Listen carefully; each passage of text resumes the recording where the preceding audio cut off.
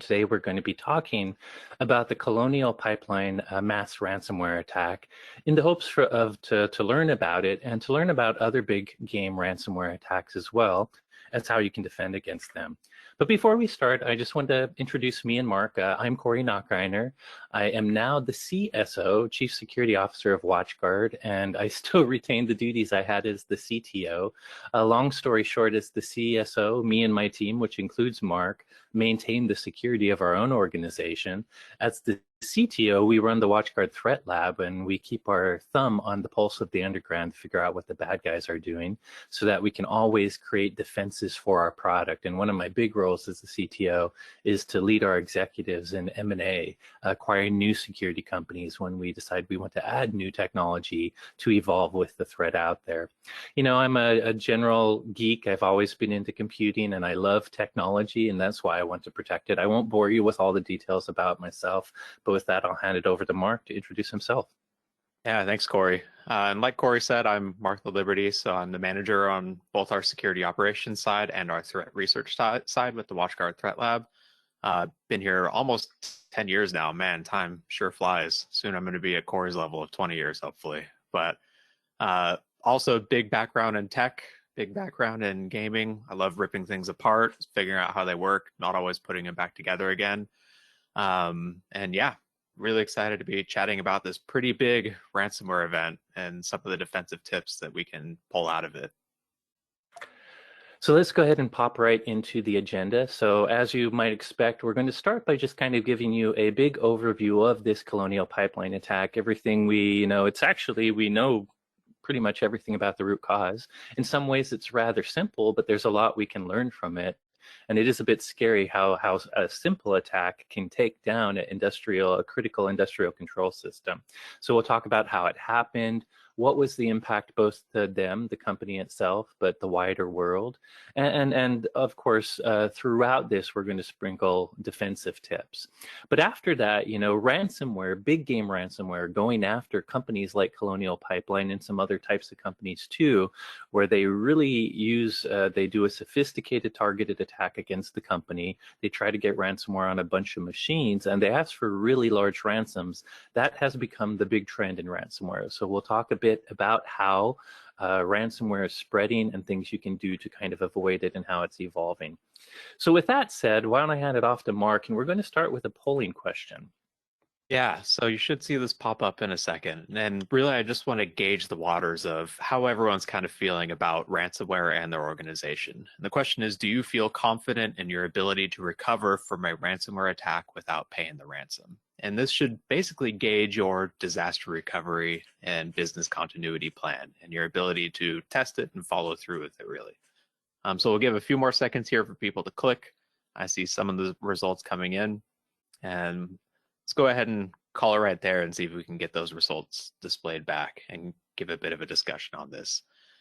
And to kind of jump the gun here, it looks like right around 3/4 or so of everyone responding in, it's fluctuating a bit here, says yes, you do feel confident in your ability to recover from a ransomware attack, which I'd say is really good.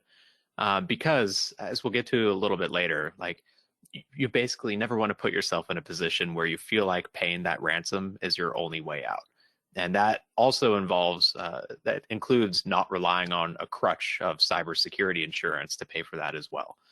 Because we'll get to it a bit later, but really paying the ransom doesn't even guarantee you're going to get access to your files back. It just guarantees that more big game ransomware attacks like this will continue forward because they know that, hey, I can make tens of millions of dollars off of this. Why would I stop, basically? So with that said, let's talk about the Colonial Pipeline attack, since it's a great opportunity to learn from it. We'll start just with really the basics. What is the Colonial Pipeline, or who is the Colonial Pipeline? So I'm sure a lot of you have seen the news, but the Colonial Pipeline is a gas pipeline. And it's a very big gas pipeline for the East Coast of the United States. It provides about 50% of the fuel along the East Coast. In this image, you can actually see the pipeline. We'll show this image again later. This kind of shows the image of how they were recovering after this situation. But that pipeline is 5,500 miles long, and it spans 14 states. There's 7 big airports that get fuel from it. Obviously, you can see it starts somewhere in New Jersey and and kind of ends around Houston, Texas. So a very big pipeline that, a lot of the East Coast relies on for getting gas every day, with 100 million gallons of gas every day. I forget what it was, but it was hundreds and hundreds of barrels of gas. With that said, let's kind of talk about the attack. And for that, I'll hand it over to Marc to start. Yeah, and so while we heard about this a little later on in May, actually, the first intrusion attempts by the threat actors that were responsible for this actually occurred back in April. So it was April 29th, where after the fact, Mandiant actually found the first evidence of a VPN connection to Colonial Pipeline's networks. And as with most cyber attacks, they don't just deploy their ransomware and execute it right then and there on the very first day. Like these days, a lot of these threats that we're seeing, they've got a bit of dwell time first, where the first things they do once they gain access to your network isn't just go for the throat. They sit there, they figure out what your most critical resources are, where your most critical data is, what information you might pay to gain access to, or pay to stop it from being leaked on the internet. And they basically identify all those targets and lay out a plan for what they're going to go after when it comes time to actually execute the attack then. So then it was May 6th where they started actually installing that ransomware across the various systems in Colonial Pipeline's network. And during this time as well, because this was one of these double extortion ransomware attacks where not only do they encrypt everything, but they also steal a bunch of data and demand extortion for that too to prevent you from leaking it. During this time, they exfiltrated about 100 gigabytes worth of data off of Colonial Pipeline's networks. We've seen this more increasingly common these days, where they're doing these double extortion attacks because people, like you answered in that first question, have gotten a lot better at setting up good disaster recovery plans, good tested backup and restoration processes where you can probably recover from a ransomware attack without much effort. So now they're adding this second extortion where, okay, sure, you can get your data back, but we're also going to leak it if you don't pay us. Then it was May 7th where this all kind of unfolded, where the Colonial Pipeline network got shut down because crypto ransomware executed and encrypted a large portion of their network.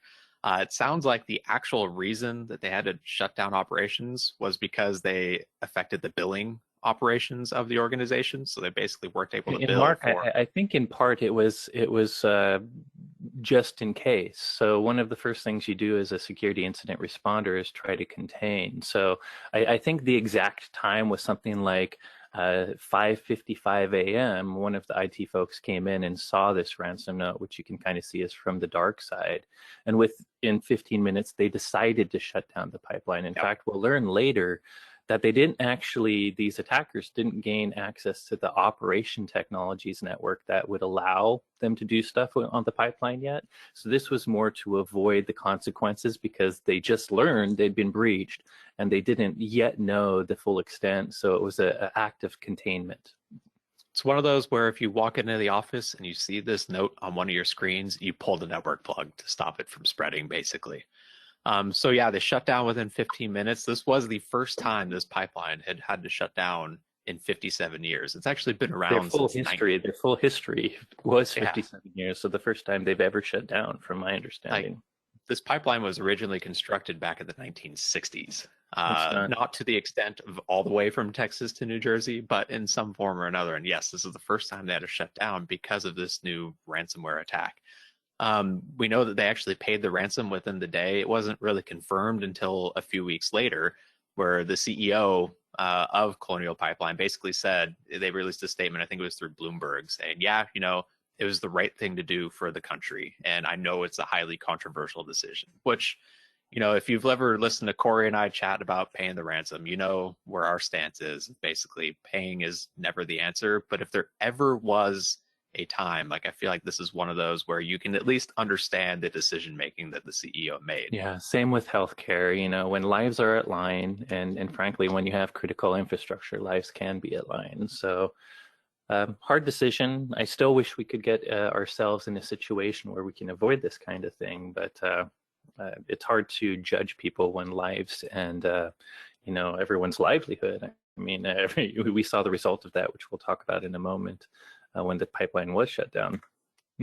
Yeah, and I'm sure we'll chat about it later too, but as it turns out, even paying that ransom didn't necessarily help them because the decryption tool they got was too slow to run across all of their systems at scale.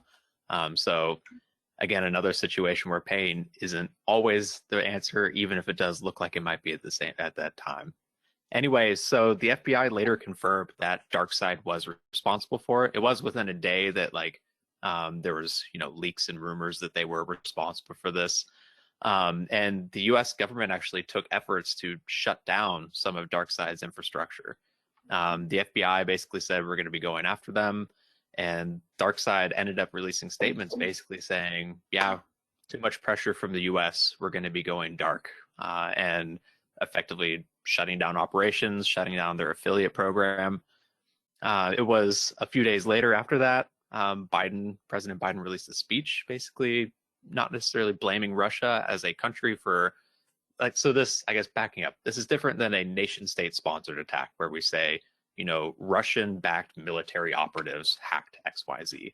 Instead, in this case, it was a organization, a cyber crime organization that's effectively given safe harbor in another country, in Russia in this case. Because in some countries like Russia, they basically have laws saying as long as you don't attack ex-Soviet bloc countries, we'll just turn a blind eye to you, which kind of allows some of these organizations to exist. And so on May 10th, President Biden basically called them out saying, hey, you got to do something about this or else we will. At around the same time, the FMCA, so the Federal Motor Carrier Safety Administration, which I'm sure all of you are aware of that acronym. Trucking. They need a lot of gas. Declared a state of emergency to basically allow fuel transportation through different modes as opposed to this pipeline to try and make sure that there wouldn't be a gas shortage or a supply crunch in this case. Even then, with these emergency rules in effect, the total volume of fuel carrying capacity through the eastern seaboard was still significantly lower than what this pipeline could release, which caused quite a bit of panic and panic buying. You probably saw people filling up trash bags full of gasoline on if you go around the internet. Pretty dumb stuff in those cases, but you can understand why people were kind of panicking because the largest pipeline in the US just got shut down with ransomware. At around this same time, DarkSide released a statement basically saying our goal was just to make money, not to cause problems for society, which, when you're a ransomware organization, it's difficult to take that with a grain of salt. At some point, you have to understand that ransomware developers, their whole point is to cause problems for society. And yes, this time they hit a pipeline and caused way bigger problems than, some random organization. But at the same time, you know what you got into. And I really don't buy that statement at all from them. And then finally, within the next day, the U.S. Cybersecurity Infrastructure Security Agency and the FBI released an advisory basically confirming DarkSide was behind it, additional indicators of compromise and indicators of attack that you could look for DarkSide, and typical ransomware attack patterns from them, as well as tips for how to defend against this style of attack too. Yeah, and moving on to keep going on this timeline, around May 12th, the day after, or a few days at the CISA alert,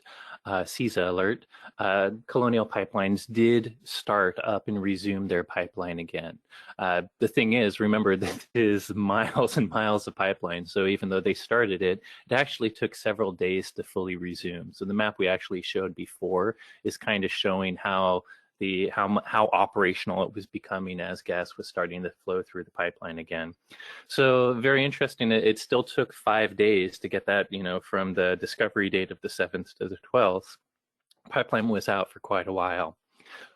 On May 13th, this is kind of unrelated in that the White House and even the administration before the Biden administration was trying to improve the nation's cybersecurity infrastructure. So this was more a general executive order that Biden announced on May 13th, although I think they used a lot of the Colonial Pipeline in talking about this. So Biden released this executive order, which is all about improving the nation's cybersecurity.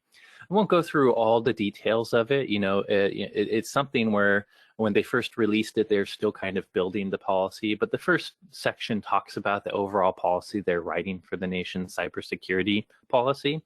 They talk about removing barriers to sharing threat information between government agencies and private information or private industries, modernizing the federal government cybersecurity. If you ever watched the audits that happen, a lot of our own government, at least the smaller state ones, do not tend to get, good scores because they may have some outdated things. They talked a lot about enhancing software supply chain security. So, we've all seen the SolarWinds, the Kaseya breach. There's a number of products and services everyone kind of uses to do IT or to do security. And a lot of the breaches tend to be because of supply chain issues. One of those companies, like if SolarWinds gets hacked, and that leaks into some of the software that they're distributing to everyone else, it becomes an issue. So they did a number of other things. I won't go through all of it, created a safety board and a lot of stuff. You can go check out the executive order if you want. But it does talk a lot about critical infrastructure and IT and or IoT and OT security as well. Beyond that, the DHS, shortly after, in May 27, so let's say a few weeks later, they also released some new requirements for critical pipeline owners like Colonial Pipeline. And again, something they're still developing, but some of the basic high-level rules is a requirement that these are private organizations. Colonial Pipeline is not a government organization. It's just critical to the United States economy and industry. So one, they kind of enforce you reporting cybersecurity incidents to DHS if you are a pipeline, and to a CISA. They also designated a cybersecurity coordinator to be available to these organizations if they do have a breach and report to it. They have some new, requirements to audit and review current practices. You have to do that if you're a critical pipeline owner, and they should too. And you need to make sure to identify any gaps related to remediation and kind of report those results to both the TSA and CISA within 30 days. So that came out largely in part because of this attack. Another interesting thing is, bad guys, cyber criminals, are very opportunistic, whether it's a tragedy like the pandemic or a tsunami or earthquake, or whether it's just big pop news or big news like this. They use it for lures and all their other attacks. So one thing I found interesting is early June, a web security company called Inky noticed that there's some phishing emails that actually use this Colonial Pipeline story as a lure in their phishing. So as you can see in this email, they talk about, given the recent attacks we're seeing here and all the ransomware, we need you to go get this update to make sure you can protect against it. But of course, you don't want to click that link because it actually probably will install some malware, potentially even ransomware on your machine. So always remember, when there's news that's really big, especially if it's global, be careful with emails that come in referencing it, because often they're a good way to lure new victims in. Next thing that happened, which was very interesting and kind of cool, but somewhat of a mystery, if you listen to Mark and I on the 443 Security podcast, Security Simplified, in June, luckily, despite the fact that Colonial paid the ransom just the day after finding out about it, the essentially 75 Bitcoin, which at the time was approximately $5 million of ransom, the Department of Justice was able to recover 64 of those Bitcoin that were still in the wallet. Some had been transferred. And at the time, I think that was worth about 4.4 million, although it might have changed since then. So they recovered a very significant portion of the ransom. Now, this could have a lot to do with them gaining access. Mark mentioned earlier, they gained access to some of the infrastructure and command and control servers. But the mystery here is there's a private key associated with the wallet. So how exactly did they get that private key? That's a question. Some people are like, they're the government, they have supercomputers and lots of capability, maybe they could crack it, but we find that very unlikely. These private keys should withstand even government hacking. So it's more likely they intercepted a communication or something like that. We don't know exactly how, but they must have done some interception of that private key as it was in transit in some form or fashion. But probably good news for Colonial Pipeline for sure. And finally, the most recent news to this timeline is about mid-August last month.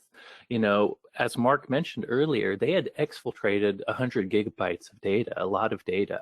That data never showed up on DarkSide's site. Often when DarkSide gets a new ransom victim, they post kind of proof of life, the data version of proof of life. They'll post little samples. It's not only to get you to pay them to decrypt it, but also to show you, hey, we can leak all this stuff if you don't pay us. So anyways, we know that they stole data, and while they didn't post it, eventually Colonial went back and kind of paid attention to what kind of data was exfiltrated. And during August, they released this letter. Basically, it's probably has to do with their direct customer records, which are probably big businesses, not lots of individuals, but they found about 5,800 individual records.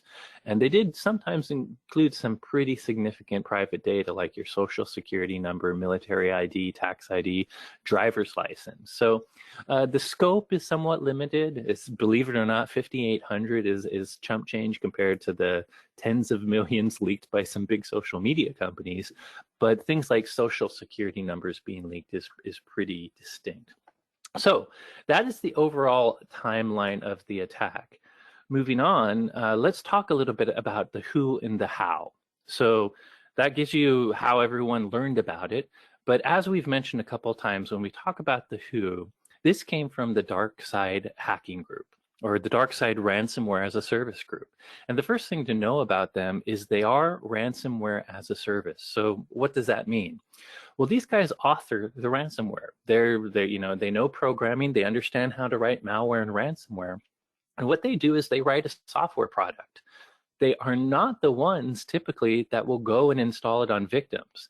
In fact, in my opinion, my hypothesis is one way they keep an arm's length against authorities and prosecution is technically they're not the ones that hacked Colonial Pipeline.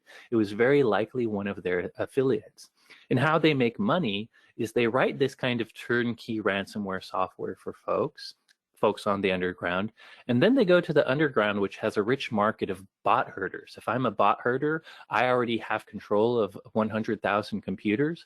One way I can monetize is, say, hey, DarkSide, I'm going to use your ransomware. I'll install it on 100,000 computers and I'll get some ransom. The way DarkSide makes money is they charge a commission for that. So basically, for every ransom you get paid, it's anywhere from 10% all the way up to 40%, depending on the group. But on average, about 20% of that will go to DarkSide, and the rest goes to the affiliate that did the hack of whatever victim was. So ransomware as a service groups really kind of suck in that they're really lowering the technical bar for criminals.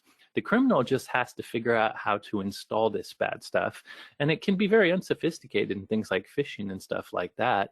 Meanwhile, the ransomware as a service group, the group that's writing this very sophisticated stuff, they're not necessarily the ones that do the compromise of the network. As kind of Marc alluded to, this is an Eastern European group. They're probably distributed around a number of countries, but they're Russian speaking.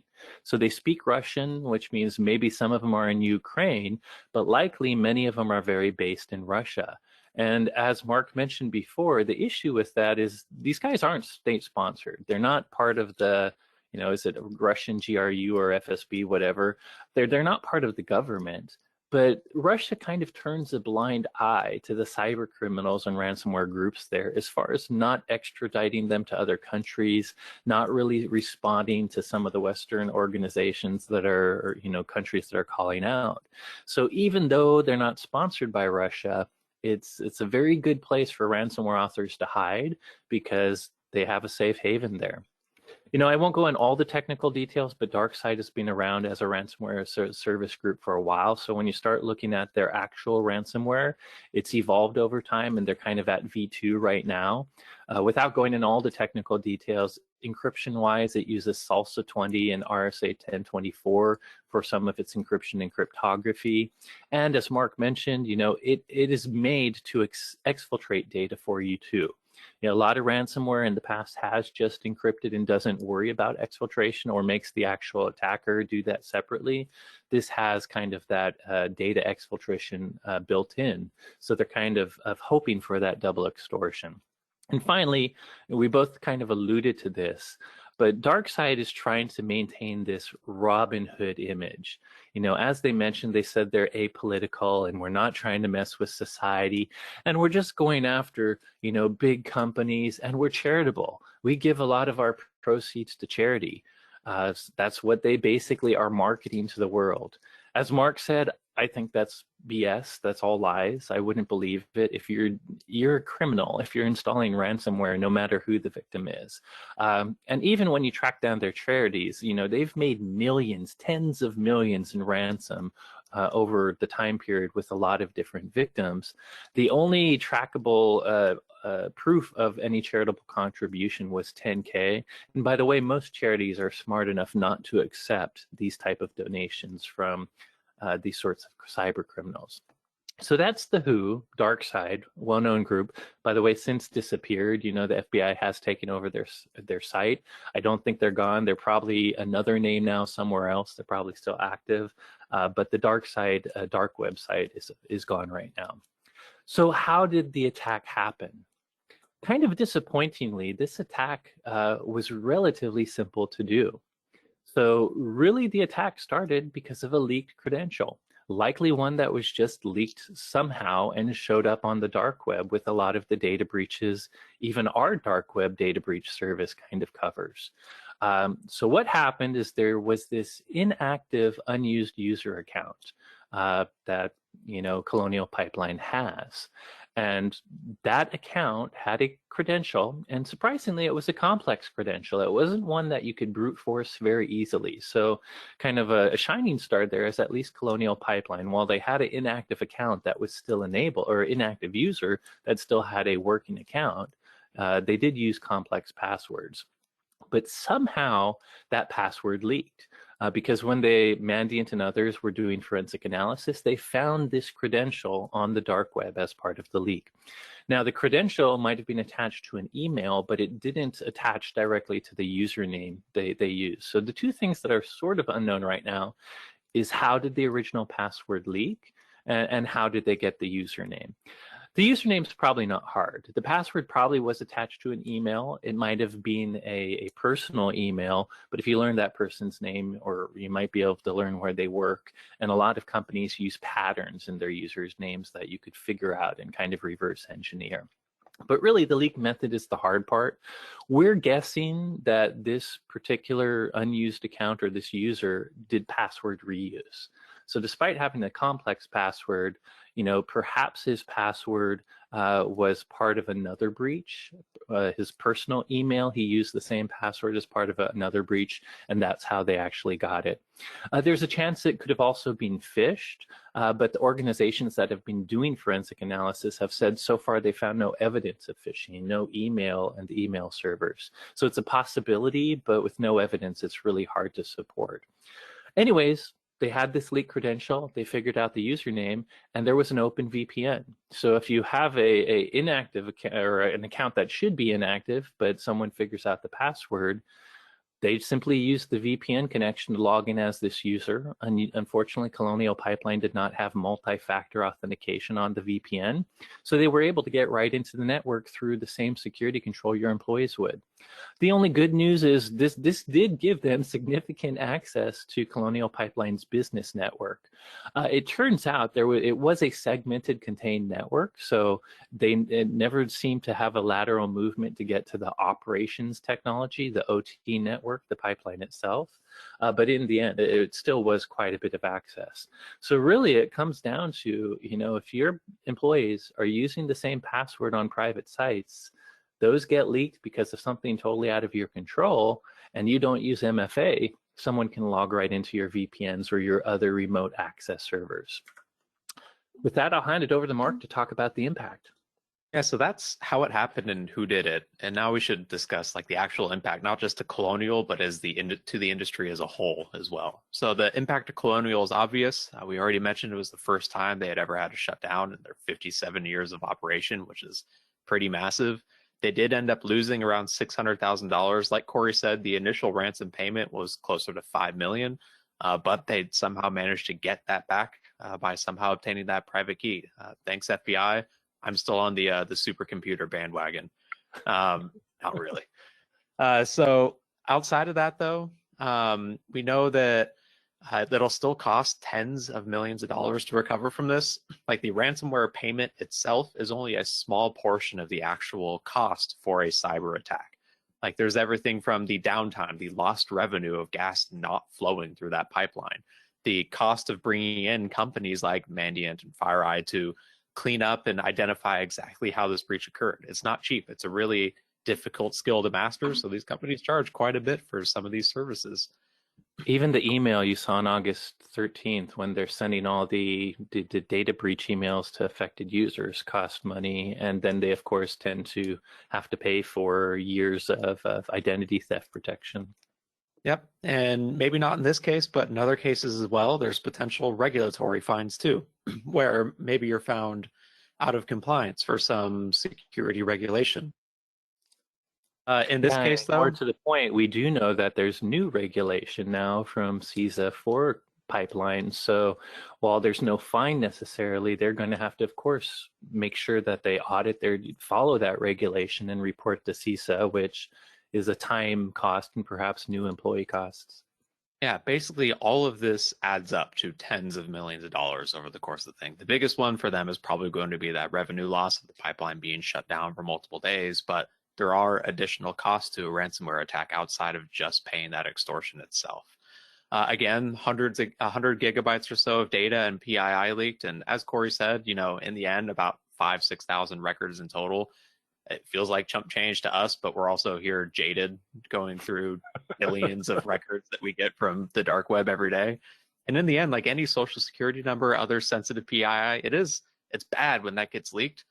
While I'm still in belief that just about every US adult has had their social security number leaked thanks to Equifax, it's not great having that even more easily accessible on the dark web.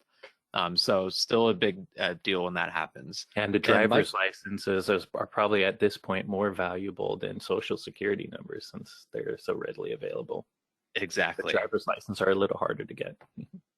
And like Corey said, like Colonial and other pipeline and other critical infrastructure organizations are going to face new compliance and regulation rules because of that executive order and the results that come out of that in the next few years or so.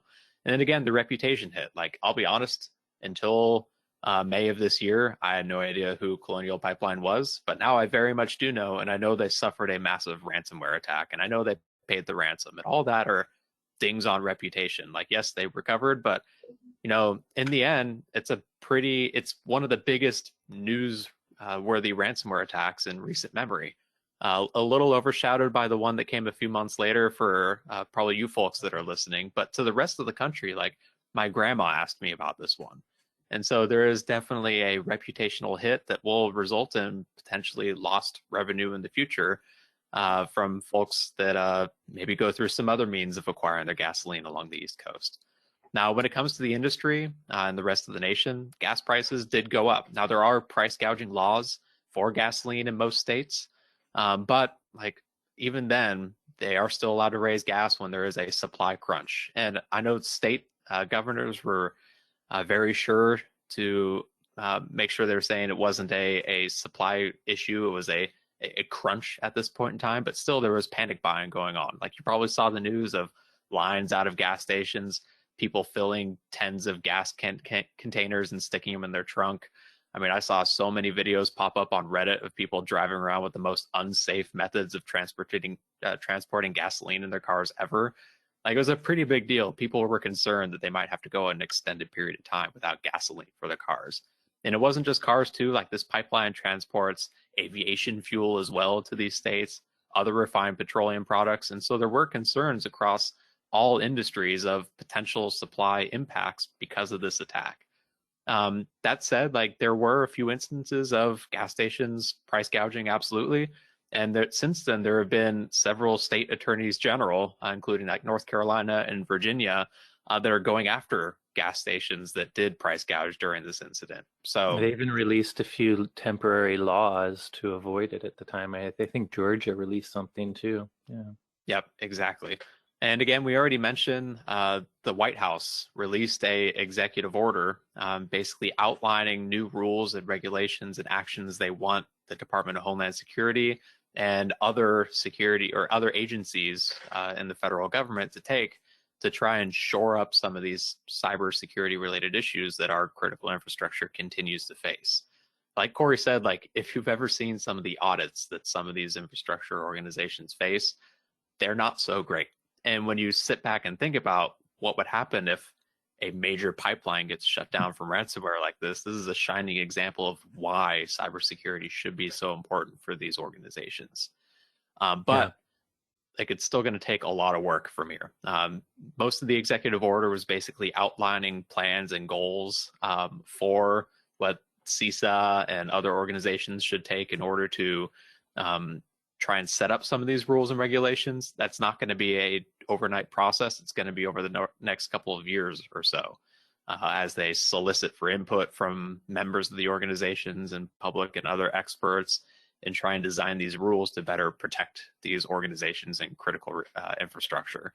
And again, all of these will translate to cost to everyday citizen. Like if we have to hire more regulatory officers for organizations, it's going to be more tax income that needs to come in. If a gas station has to face more regulations or a pipeline has to face more regulations, that's going to translate to additional cost that comes down to us too. I just wanted to point that out, just like make that clear. The government's doing their job. I actually think it's good. The FBI, CISA, and others are doing what they should be doing. But to understand that these cyber attacks, when they happen to critical infrastructure, normally an attack on a private company should not affect us as citizens. But in this case, because it's critical infrastructure to our government, this attack is costing the federal government quite a bit of money and time. And while they're doing things they should be doing, we all should be upset. We all should not be upset at them, but at ransomware. We all should want to get rid of this problem, because even if we're not the direct victim, if it happens to critical infrastructure companies, it costs everybody. I'm going to speed up a little because we've talked a lot about this attack, but we're running low on time in about 20 minutes. We have more learnings at the end, general learnings, but for this key incident, let's talk about some tips. First, they're all pretty simple, but often it's the basics that people don't do, the basic blocking and tackling that people sometimes miss. The first big issue here was an inactive account. This user account we were talking about, I'm not sure if the employee was gone, but the account was not in use, and yet it had not been removed or pruned or deactivated. So number one step is it's sometimes when you get a big organization around the world, it gets hard, but you need to have a very strong policy that makes sure that when you're onboarding or offboarding employees, that you deactivate all of their accounts across your organization. And sometimes you'll have little islands where there's these secret, ADs that maybe engineering uses or someone else uses that you may not know about. And it's important to find those because account pruning is very important.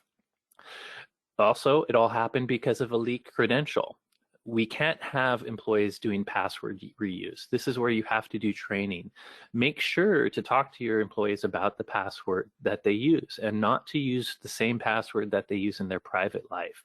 In fact, we encourage people to use a different password at every single site. The only viable way to do that and have strong passwords is a password manager. But the number one tip here, period, is everyone should be using MFA, especially for anything publicly exposed. If you're not using MFA across your entire organization, it's a must. I'm not going to dive a lot into remote access because Mark will talk more about it in a slide near the end, assuming we can get there quickly.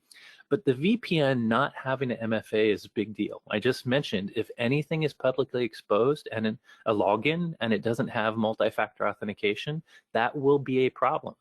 More to the point, by the way, RDP was not associated in this attack, but besides attackers targeting VPN without MFA, we know for a fact they're targeting RDP. And I don't know why anyone would expose RDP without more protection to the internet, to the public. It's okay to have it internally with a limited access control list, but RDP should not be exposed to every IP in the world. I would rather you use VPN to privately get to that RDP. I mean, yes, you do love RDP to do the remote desktop management, but use it over VPN. Finally, as I mentioned, we don't know phishing was involved. In fact, in all likelihood, there's no evidence of it found, but do know often when there's leaked credentials, and in many of the past big game ransomware attacks, it was phishing that got the initial credential. So always have that phishing awareness training going on all the time. Make sure whatever method you use for that does the automated tests that actually send fake emails so you can see how your employees are doing. And then use technology that can block domains and also IPs so that when people accidentally do click on things, they'll get denied. Now, I want to really quickly talk about how ransomware in general, that was Colonial Pipeline, but big game ransomware besides Colonial Pipeline is an issue. You know, the Kaseya attack was a huge mass ransomware attack, and we see these target attacks left and right. So let's talk about 5 common ways ransomware delivers. Go ahead, Mark. Yeah, we'll dive into this quick because we want to get to the defensive tips towards the end. But really, there's 5 main ways that we're seeing these ransomwares gain a foothold on a network. They tend to use phishing in some form or another. Again, there's no evidence of that in this particular case, but it is generally how they get in. Mal spam's another one that we'll get into in just a little bit. A real big one is living off the land attacks. So using file as threats, abusing the tools built into Windows or other operating systems to kind of fly in under the radar. Digital supply chain attacks, again, big hint over the other massive ransomware attack from this year with the Kaseya incident. And then again, weak remote access, which we'll get into a bit later as well. But with the first one, with phishing, for example, like we've all seen these old style kind of shotgun blast phishing messages that just go to everyone. They're not really tailored towards any individual recipient, but they still can be a little bit effective for people that just aren't paying attention. The more serious ones, though, are these spear phishing attacks where they go and do social media recon, where they'll figure out who you work for, who you work with, what your mannerisms of communicating are, who your boss is, and then they'll craft these messages tailored towards specific individuals or organizational groups within a company and use that information they've gathered from other intelligence sources to make them really believable. Like they'll use the same methods of communication you use with your boss, the same mannerisms. If they've gained a foothold on your network and they've been able to view your email, your previous email, they'll know exactly what an email from Corey looks like, for example, and they'll make it look just like that. And if you're, again, not paying attention and treating everything with skepticism, you might fall victim to one of these if you're like in a hurry and be like, oh yeah, that's Corey, sure. Oh, he wants to share a document? Let me log in right there and give up my username and password. These spear phishing emails are becoming really a plague across the industry because it's so easy to get so much information on really anyone these days. Yeah. And I just also want to highlight what you said, Mark, about the phishing. I mean, we all use SaaS applications nowadays. So if you look at the phishing one, it's kind of mimicking a Microsoft 365 email process. Even though the phishing one is not customized or targeted, it follows so clearly a process that we see sometimes by using this product. So it can be easy to fall for users. Mal spam, I'll spend very little time on because it's pretty simple. You know, you might think spam is just junk mail sent to you, but spam is mail sent in volume. And really, mouse spam is shotgun blasting the whole world with emails that contain malicious links or attachments. And you can't, phishing, their goal is typically to get a credential or to get you to type information. But using the same email like that Office one, you can spam everyone in the world. And when they click on the link, maybe then a drive-by down, a WebKit exploit takes over and does a drive-by download of malware. So mal spam is just, again, it's email based. So look out for links and attachments in emails. I think you guys kind of know that classic one. As Mark said, the more important one is probably living off the land attacks. I'm going to do this again just to replay it. Hopefully you saw the animation, but if you haven't heard of a living off the land attack, it's basically an attack that takes advantage of legitimate tools that are on your systems that IT people use all the day, or your operating system directly uses itself, and it basically poisons those tools for bad use. Most common examples are things like PowerShell. You know, PowerShell is a super powerful IT tool that almost every Windows IT person uses to do a lot of cool scripted tasks or individual tasks. But if I get a credential, like I have this supposed to be inactive account with the credential, I can use that credential to do PowerShell commands to do just about anything on your computer and network, assuming I have at least local system, if not domain level access. So using tools like that. The best way is to give an example. I'm not going to go, you guys have probably heard about the Kaseya attack. We had a webinar on it a few months ago. I won't go into detail of the Kaseya attack at all, but during that attack, once the attacker got access, you know, administrative access to the Kaseya VSA, that tool allowed them to directly run Windows commands on all of the computers under management. And what you're seeing here is the big complex command they ran first, but let me unpack it for you. What this command did is it started, of course, with command.exe, the command line interpreter in every Windows system, and it did what looks like a basic ping of your local host, just of your own internet NIC. But notice there's a number there in that command, 5388, which is actually a time offset.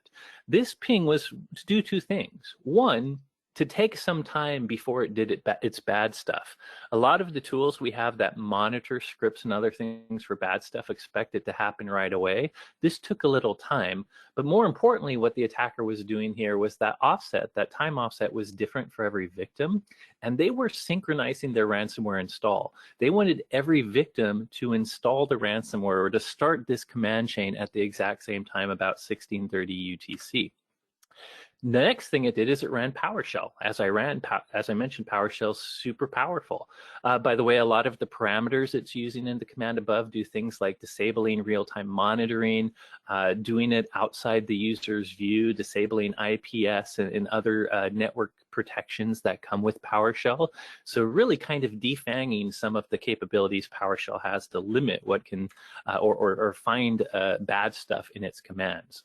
So what did the rest of the PowerShell command do? Well, the first thing it did is it copied a program, a legitimate program from Windows called certutil. Certutil is another living off the land tool. That's a very legitimate tool. Windows uses certutil to, as you might guess, do a lot of interactions with digital certificates and verify them and stuff like that. But it has two capabilities that bad guys like. Certutil can decode things like base64 and other cryptography because it's a certutil, so of course it can. But it also can go to a URI or a URL and download something too. So bad guys love certutil because they can download something that's a blob of encoded data and do something with it. But in this copy command, what they're actually doing is taking the legitimate version of certutil and moving it somewhere else. They're moving it to the Windows directory as a different name as opposed to System32. That's because a lot of security controls know System32 is a very specific controlled operating system directory. So it's paying a lot of attention to that and could block the attack. So this is an evasion technique to make a copy of it somewhere else. Also, when they make a copy of it, certutil, like every file, has a distinct hash for the version that's on your current operating system. They know that if certain security controls see that exact hash moving somewhere else, that could be bad. So they also add some random data to the binary. Mark, I didn't know if you wanted to add anything there. Nope, just a really common method that attackers are using. Yeah. Again, it's another way to bypass detections, because if you see a legitimate and well-known living off the land executable go somewhere else, that might be assigned to security software. This makes it look slightly different from a checksum standpoint. Then, of course, they use that certutil for what it does, to actually go and get a file, a blob of data that they put on a Kaseya server, download that file of data and decode it. It was base 64. It used that simple encoding to kind of make sure anti-malware without decoding it couldn't see anything, but it grabbed a file called agent.exe. And then it deleted, it basically went back and cleaned up after itself. So everything it did would disappear. And then it executes agent.exe. And by the way, while you think agent.exe is a file and is not entirely living off the land, Marc will cover how it's actually more than it seems.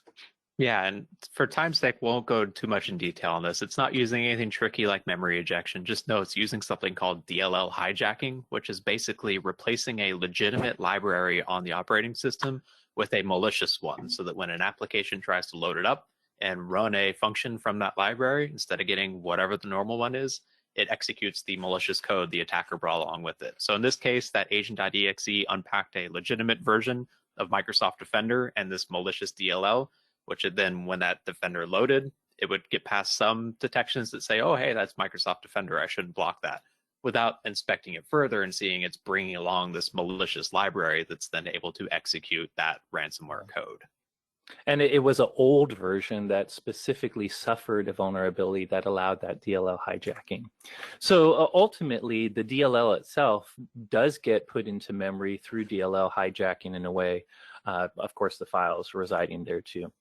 In any case, what is your defense against this? You know, if a truly living off the land attack, which can just be PowerShell and scripts, I could even create a backdoor command and control channel purely through PowerShell. How do you detect this? PowerShell's legit. Well, traditional endpoint protection is not going to help if it's just looking at files and register entries. That's something you need, but it's not going to help with this. Meanwhile, endpoint detection and response solutions like WatchGuard's Adaptive Defense 360 or WatchGuard EPDR are both things that have this kind of post-execution detection. And in particular, we have some contextual detections that are very good at finding malicious command or PowerShell execution and stopping it. If we had more time, we'd go into detail. But I'd highly encourage you to check out WatchGuard's new suite of endpoint security, and especially its EDR capabilities is what really helps with living off the land attacks. To speed up, the next issue is digital supply chain attacks. And when I talk about the digital supply chain, a lot of people think of manufacturing supply chains, going to different companies to build a product and then ship it all the way to us here in the US, maybe through OEMs and other things. In this case, I'm not talking about that. I'm talking about the supply chain that every business has. If you're a business, you buy software from third parties. You buy services from third parties. And often you install that software in a place where it has elevated privilege to your network, or you give a third-party service provider elevated privilege to your network. And by doing that, you're exposing yourself to any vulnerabilities that that outside company might have as well. And these type of attacks have been happening lately. If we had more time, we'd detail these more. The most popular one that just happened a little bit ago was SolarWinds, a well-known IT tool, Orion, that everyone used. SolarWinds got hacked, and basically their installer for their software started spreading Trojans to other folks too. But this happened many times before that. CCleaner, a popular Windows tool, Perforum got hacked and spread a infected version of CCleaner. Asus BIOS Updater, Asus laptops came with the infected BIOS. NotPetya is a fake ransomware that is probably state-sponsored, but the way it originally started spreading in Ukraine was through popular Ukrainian tax and accounting software. And also the Kaseya breach and other MSA attacks, where MSPs tools or the MSP themselves become the avenue to come in, are all digital supply chain attacks. So that is something, especially in mass ransomware cases targeting MSPs that install ransomware. Marc, remote access? Yeah, and weak remote access is another favorite for these attackers, specifically RDP. Like with this move to working remotely or a hybrid workforce, a lot of organizations did this quick fix of, we got to allow remote access to the system. Let's expose RDP to the internet, which is about the worst thing you could possibly do, because it allows an attacker to either exploit a unpatched vulnerability in it and get in without authentication, or sit there and hammer away and brute force their way in through that authentication. So really what it boils down to is do not expose RDP or similar remote access protocols directly to the internet, period. And if you do choose to ignore rule number one, you better have multi-factor authentication protecting it. But even then, that might not be enough. Like we've seen things like Eternal Blue and other vulnerabilities that let you get past authentication entirely and log right into that system and execute commands. Instead, make sure you're using things like VPNs, and it doesn't have to be like a client-based VPN. You can use access portals, so client-list VPNs that handle it all through your web browser.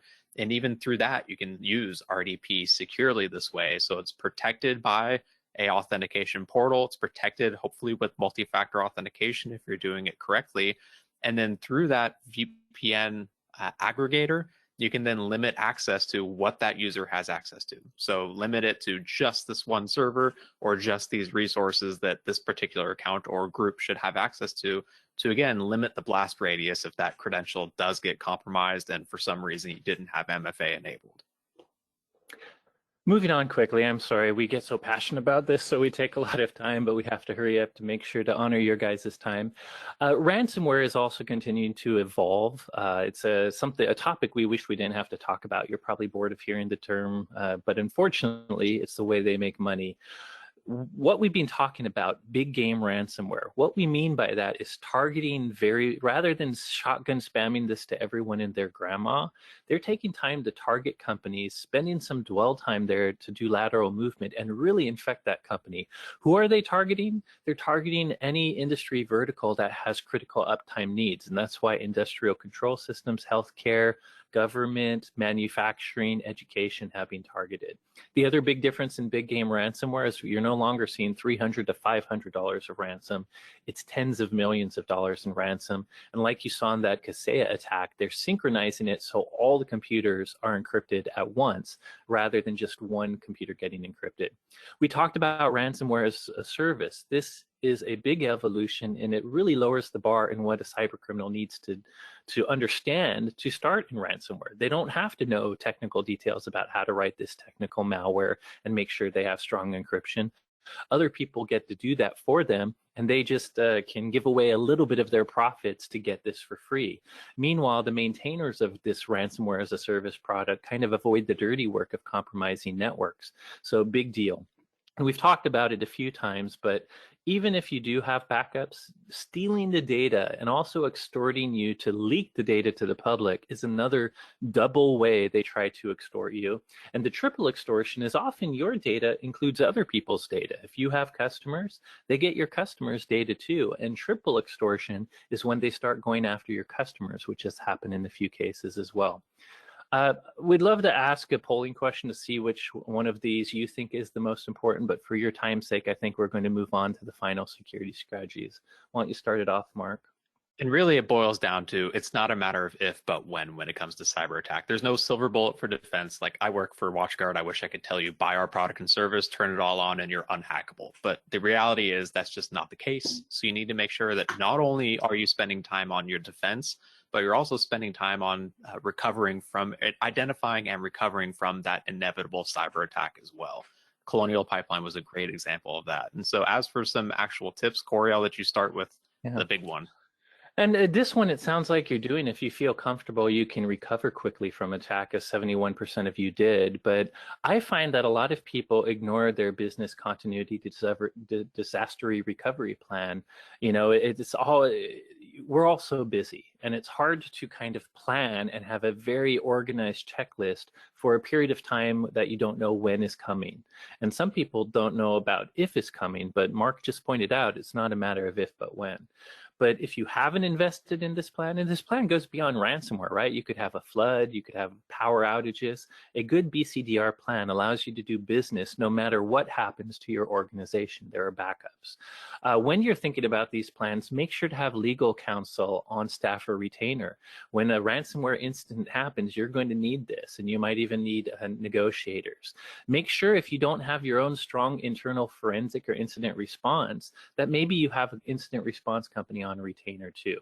Backup is obvious. I don't have time to really go in depth on backup, but the problem is we all say backup, but it's more complex than that. Backup is hard. Doing it right is hard, and bad guys are targeting backups now too. The ransomware people are actually doing things like deleting Veeam before those backups before actually turning on their ransomware. So I would Google 321 or 322 backup, which talks about how many copies to have, how many types of backup medias or types, and finally, how many offline copies. you should have at least one, if not two, offline copies of your backup. Next thing is zero trust network. Again, another topic we can go into, but we should not have an open flat network internally where every one of our employees can access from an IP level every computer.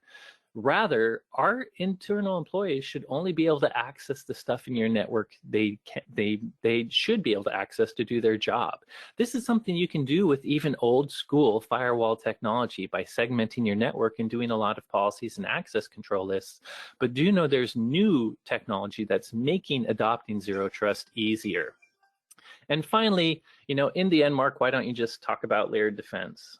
Again, it boils down to multiple layers of defense in order to defend against these multiple vectors attacks that the modern threats are using. Basically, you don't want to rely on a single layer because when that fails, you'll have nothing to back it up after the fact. So multiple layers all the way from your gateway perimeter when you are in the office down to endpoint protection with training and other services all throughout in between as well.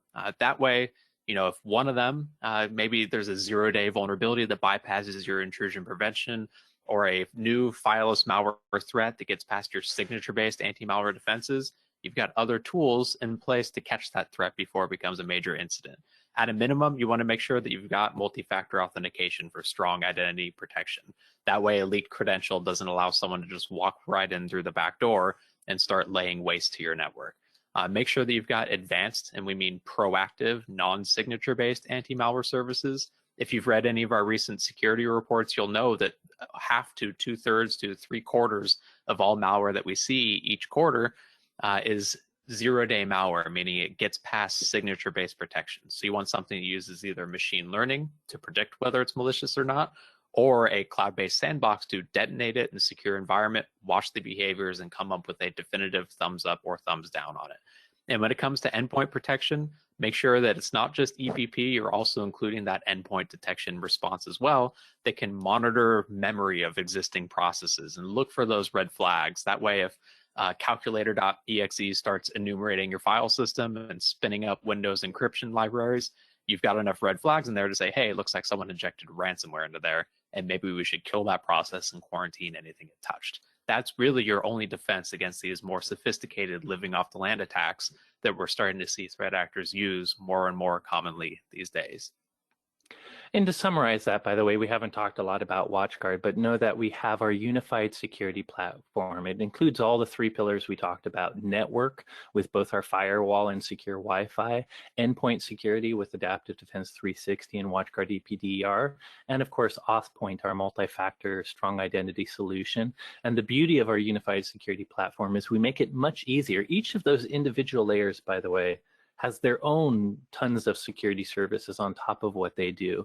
And not only do we put all 4 or 3 of these pillars together, but we make it easy to manage in this cloud-based unified security platform. So sorry we went a bit over. If some of you stay on, we don't mind staying a bit for some questions, but before we do that, if you do need to run, thank you so much for joining this presentation, and we hope you learned something important. Yep, I mean, I know we're already a few minutes over, and Alicia will get mad at us if we keep going over, but there are a couple questions I'll pitch. The first one was a simple one, is what is IR? So IR being incident response, meaning a team that can go in and investigate the incident that happened, identify how it occurred, and lay out a plan of action for remediating it off of your network, and again, how to defend against similar incidents in the future as well. I noticed Another question. Someone else mentioned thanks for a clear presentation, but also had a question of is ransomware insurance available? Yes. So first of all, cybersecurity insurance is available. You can get cybersecurity insurance before you even get to the extortion part, to cover losses for any cyber incident, including the time you some of those legal and IR retainers I mentioned that can cover that. But specifically, they do have extortion insurance as well.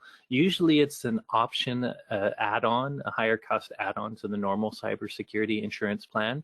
So it's definitely an option. In fact, it's the option a lot of people have been taking.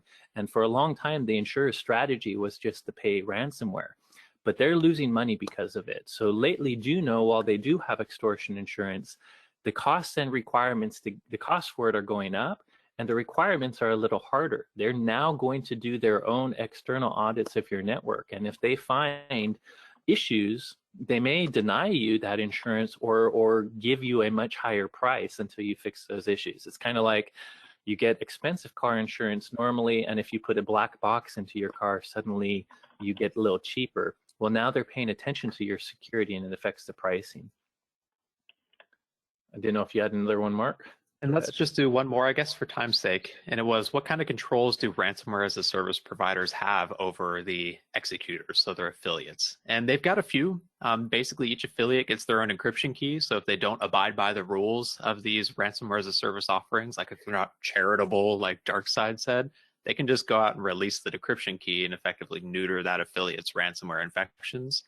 They do typically have some rules of engagement they have to abide by, like don't go after Russian organizations, don't go after government organizations.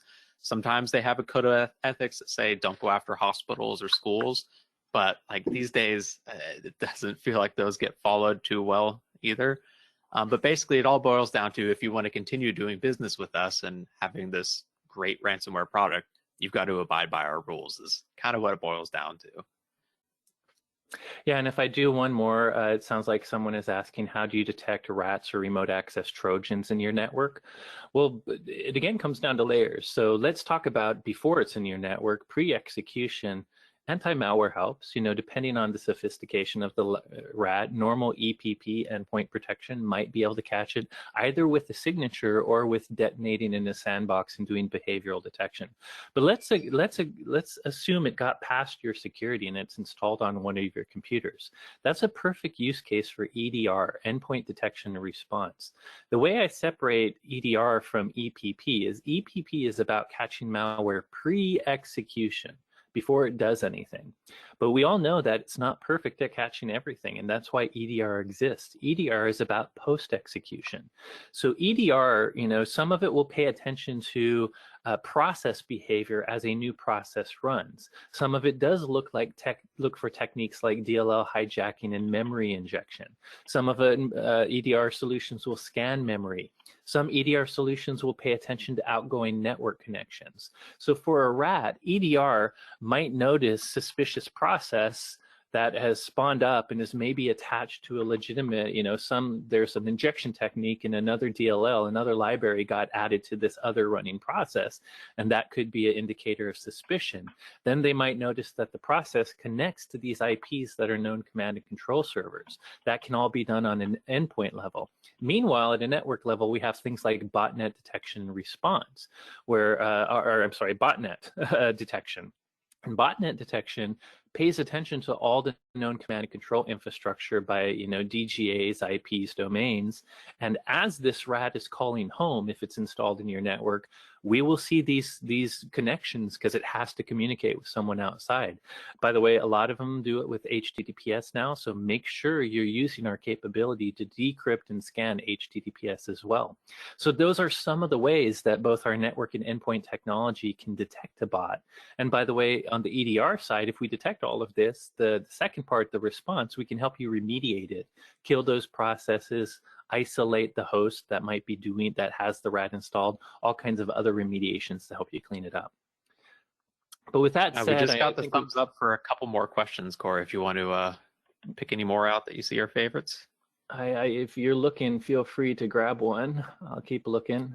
I got one. It's not a question, but a comment. Sometimes I want to quarantine some employees, which I totally get that sometimes, especially working in this security operations role. I'm with you on that one. We already got the how to get a rat on your network. There was one question just about licensing around WatchGuard and differences between threat detection response. 361? Yep. Yeah. Go ahead. If I were to do that in a nutshell, TDR basically adds EDR Lite with some specific ransomware protection with network correlated capability. It's a very good product, and it will catch a lot of ransomware if you have it installed on a host. AD360 or WatchGuard EPDR is full suite endpoint protection and EDR.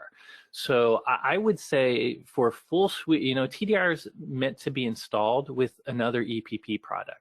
You would still want to install some sort of endpoint protection product, and you'd just be using TDR for some basic EDR that's attached to network correlation. AD360, on the other hand, is a full suite all on its own. So, I won't say which is better. They both have some similar capabilities, but if you want full suite endpoint malware protection and all kinds of other security capabilities, AD360 is the way to go. Its EDR is very strong. You'll continue to see us going after what we call an XDR strategy, where more and more of AD360, or in this case, WatchGuard EPDRs, incidents get cross-correlated with our network stuff. The other thing to know is AD360 comes with other security modules. If you're having trouble patching your computer in this remote workforce kind of day, well, guess what? There's a patch module. It can scan for all the Windows updates that you're missing and help you remotely patch them. It has a system management module. So if you want to remotely manage employees, it can do that. It does disk encryption management. So if you want to make sure all of the disks are encrypted. So, I never want to say one product's better than the other, but if you're looking for full endpoint protection, AD360 is the way to go, while TDR is one piece of the equation. It gives you some nice basic EDR if you already have some other endpoint protection suite installed.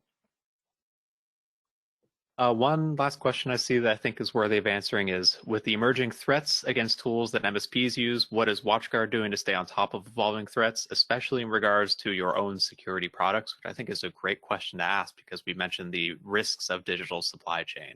And I can say for our own internal security, we take this very seriously. Like, we do regular code audits, we do regular penetration tests with third parties that we switch up every time, private bug bounty programs through different platforms. Like, we take our own security very seriously because we recognize and we've seen the fallout of supply chain attacks against MSPs and other organizations as well. Yeah, recently we've done a lot of private bug bounties with the goal of actually posting a public bug bounty in the future, but we're these private bug bounties and even point challenges where we take a specific product and have hundreds of hackers, attack a specific part of the product. So we are always working to do this. Other things to know too is every software vendor in the world is going to have a vulnerability. We will one day, despite all the great things we do to find them before others do, one day there'll be a new one. By the way, luckily we haven't had any big remote root. They're usually kind of medium critical or less when people find them. Knock on wood, please. We'll have one day. And it's also about how companies transparently share it. So if you ever noticed our alerts, which we've done on Secplicity or our product blog, we always transparently share about it. We patch very quickly. Me and Marc actually run our rapid response process when external reporters report things, and we know that 90 days we try to fix it well before that, but we understand how fast researchers expect you to move, and we're even working on updating that process with PSERT pages. So we know we're a critical part of the supply chain. We're never going to be able to say we're perfect, but we do a lot of the secure coding best practices and the auditing best practices you would expect from a security company. Exactly. So I think that is just about it. If we missed any questions, sorry. We'll try and get them answered after the fact as well if we're able to. But thank you, everyone, for hopping on this webinar, and we hope it was informative. And thanks for hanging out an extra 13 minutes.